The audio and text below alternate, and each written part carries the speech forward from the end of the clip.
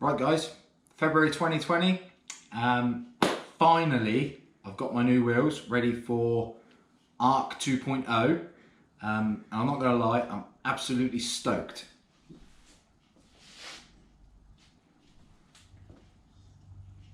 Whoa, not those wheels,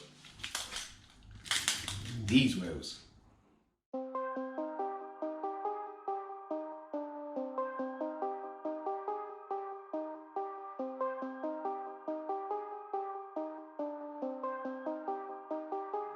I found what I think is an absolute diamond.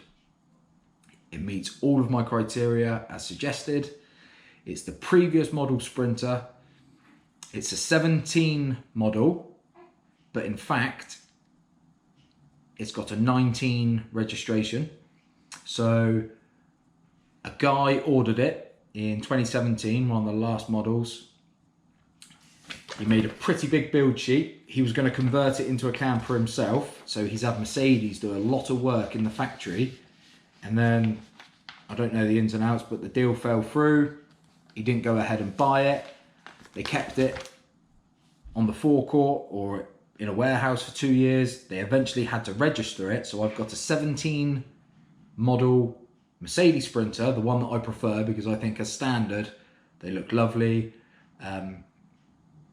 It's not going to stay standard, but I mean, it's already a very good looking van. So many builds out there.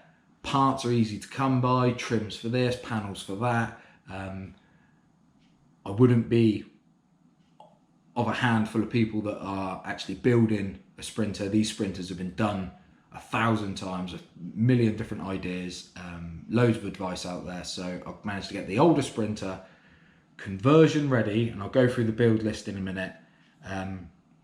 With 32 miles on the clock. 32 miles. So potentially I have bought the last Series 3 Sprinter that's out there. So yeah, I'll show you around. 2017 Sprinter. Just going to go through the build list. Some things come as standard, but he has ticked the box on a lot of items. So height and rake adjustable steering, he's paid £90 for that. Leather steering wheel, 150. Audio 15, 135. Heated windscreen, 320. The automatic transmission, £1,500. Now I love that. Going on long distance cruises, it's got all the cruise control and things like that. Just makes life a lot more comfortable. And when you go in, when I go in these like farmers fields, a bit like when we went to bug out vehicles, hopefully that automatic rear wheel drive will make a bit lighter work of trying to get across these horrible kind of terrains, because it can change gear seamlessly, and if you change gear manually, you're obviously screwed at that point. So love that. Heated seat for the driver, heated seat for the passenger, light and rain sensor, exit lamps. It's got the xenon headlights, which he's paid £700 for. Tail lights are smoked out, £150. Armrests, 40 quid each. Low driver's seat frame. Comfort seats on both, £100 each. The seat belts on the B pillar, which was 50 quid. I don't know where they usually put them. Swivel bases, and I'm going to come back to that in a minute because this is a retrospective nightmare, apparently, and only Sprinter and Crafter owners will appreciate what I'm about to show you. So yeah, as far as the inside is concerned in here, it's an absolute dream. And obviously it's got the air conditioning. So yeah, absolute limousine of a van. Excuse the angle, guys, but there's no good way of filming and showing the operation of this handbrake. So these seats are swivel seats out the factory, which saves me a massive job in the meantime, because I'm hoping to get this van up and ready nice and quick. So yeah, what people find is when you fit swivel seats yourself, you have to put a bracket in here to, I think you pack it off to begin with, and then you've got to find a way that this handbrake lever doesn't actually foul this seat base when you spin it. Well, Mercedes have done this for me. Now, I don't know if that bracket is available on the aftermarket, but that is absolutely amazing. So this is the handbrake in its normal position, and you literally give that a push, and this allows the seat base to swivel. This could actually be my favourite extra on this van.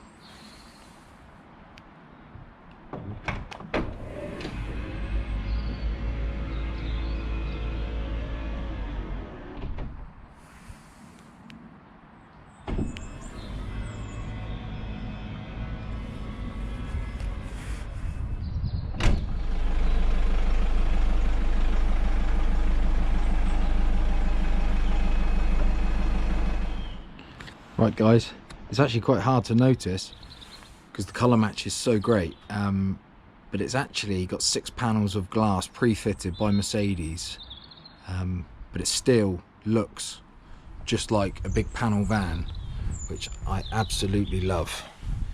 So it's got the rear step with the parking sensors in, and here we are, fitted by Mercedes in the factory. Proper job. Saves me time, saves me money.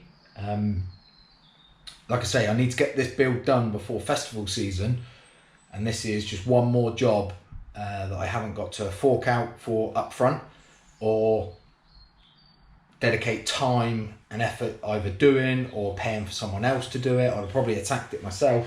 It just probably frees up a couple of days and relieves a whole lot of worry.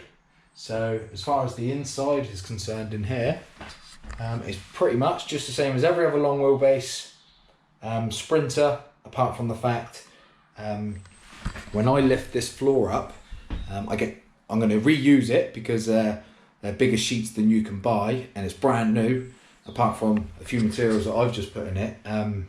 It's never seen a day's work, and it'll all be lovely and clean underneath. I don't have to lose a day scrubbing the floor, hoovering dust out, getting rid of tradesmen's paraphernalia and things like that. Just to show you from the inside.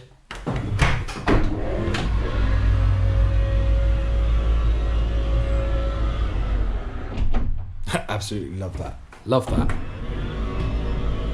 You can actually turn it off here if you're at a campsite and that noise was driving people crazy late at night, that kind of thing, or you're worried about your battery levels. This van does come with an upgraded battery. I've seen that on the build sheet. There was a lot more on there, but I didn't want to bore you too much with all of the fine details, but you can switch that off and use the door manually just like every other Sprinter door.